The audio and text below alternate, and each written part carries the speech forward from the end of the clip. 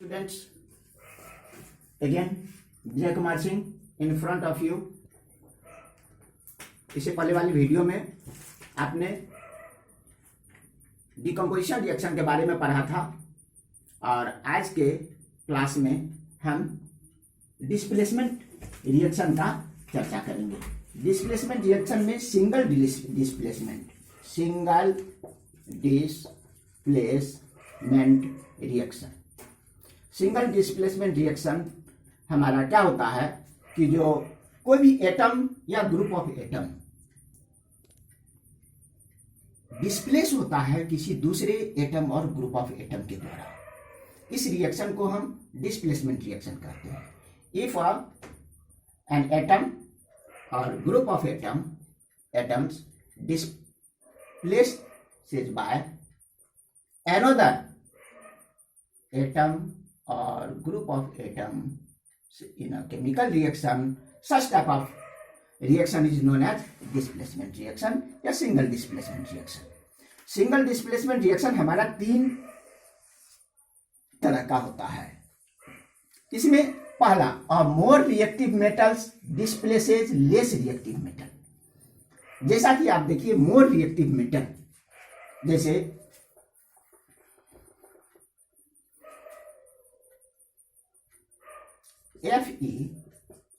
FeCuSO4 solution में अगर iron का एक स्ट्रिप हम डालते हैं तो चूंकि आयरन FeCu से मोर रिएक्टिव है तो वह कॉपर को यहां से डिस्प्लेस कर देगा। ये कॉपर बना और ये Fe बन गया।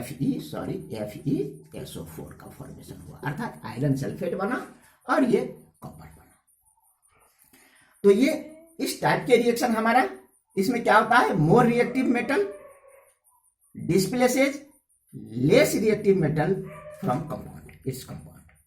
सच type of reaction is called single displacement reaction. Single displacement reaction का ये आपका एग्जांपल है।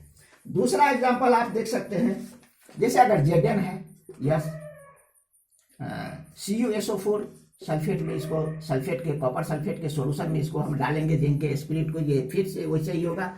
जिंक ज्यादा रिएक्टिव है तो ये ZnSO4 प्लस ये Cu को डिस्प्लेस कर देगा। दूसरा चीज आप इसमें देख रहे हैं क्या, जो जैसे कॉपर को अगर सिल्वर नाइट्रेट AgNO3 के सॉल्यूशन में अगर हम डालते हैं तो ये कॉपर, सिल्वर से कॉपर ज्यादा रिएक्टिव है तो ये कॉपर नाइट्रेट बना लेगा और ये सिल्वर कलर हो जाएगा। स्टूडेंट्स, इसको देखेंगे आप, ये बैलेंस करना होगा, ये बैलेंस नहीं है, बैलेंस करने का खुद प्रयास करेंगे, बैलेंस आप करने के लिए जानते हैं। सेम चलिए आप दूसरा देखते हैं कि displacement reaction, displacement of less reactive non metal from its compound. The displacement of less reactive metal, non metals, displacement of less reactive metal जो है, ये जो है जैसे सोडियम ब्रोमाइड का सॉल्यूशन है, इसमें अगर हम क्लोरीन गैस को सप्लाई करते हैं तो क्लोरीन, चूंकि क्लोरीन से ब्रोमीन, ये सोडियम ब्रोमाइड का जो सॉल्यूशन है इसमें ब्रोमीन, ये भी नॉन मेटल है, ये जो है ये क्या होता है, यह मोर रिएक्टिव है, ये लेस रिएक्टिव है, इसको डिस्प्लेस करेगा और ये सोडियम क्लोराइड बनाएगा और ये आपका आ गया प्लस ब्रोमीन।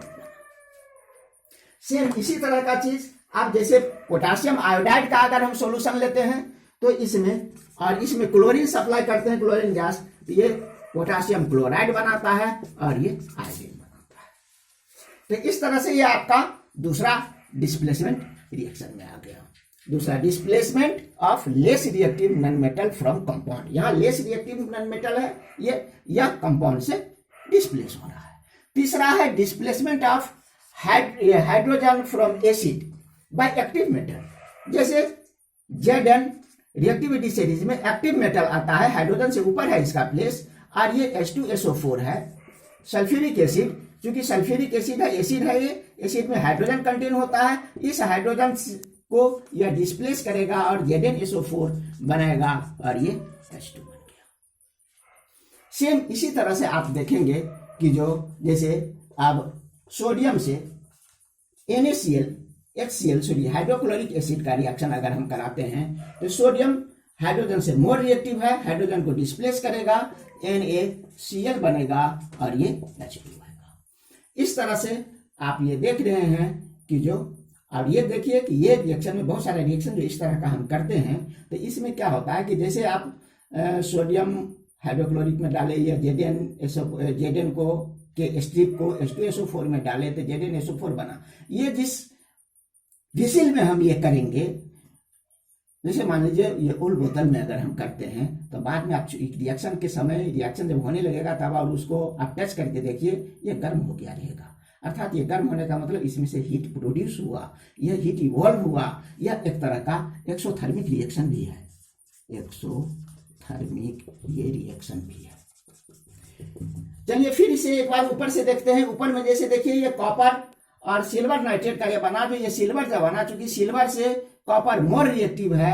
अब जब ये रिएक्शन कंप्लीट होगा तो आप देखेंगे कि सिल्वर के स्ट्रिप पर, सिल्वर जो अलग हुआ उस पर आपका पीलापन का कॉपर का एक लेयर आपको चढ़ा हुआ नजर आएगा। इसका कारण है कि कॉपर मोर रिएक्टिव है। यहाँ भी आप देखेंगे कि यहाँ जिंक जो है जो डिस्प्लेस हुआ है इस पे जो है सो यहाँ पर भी आपको ये उसी तरह की चीज देखे जाएंगे। और ये जैसे ही अब हम इसमें क्या करते हैं, जो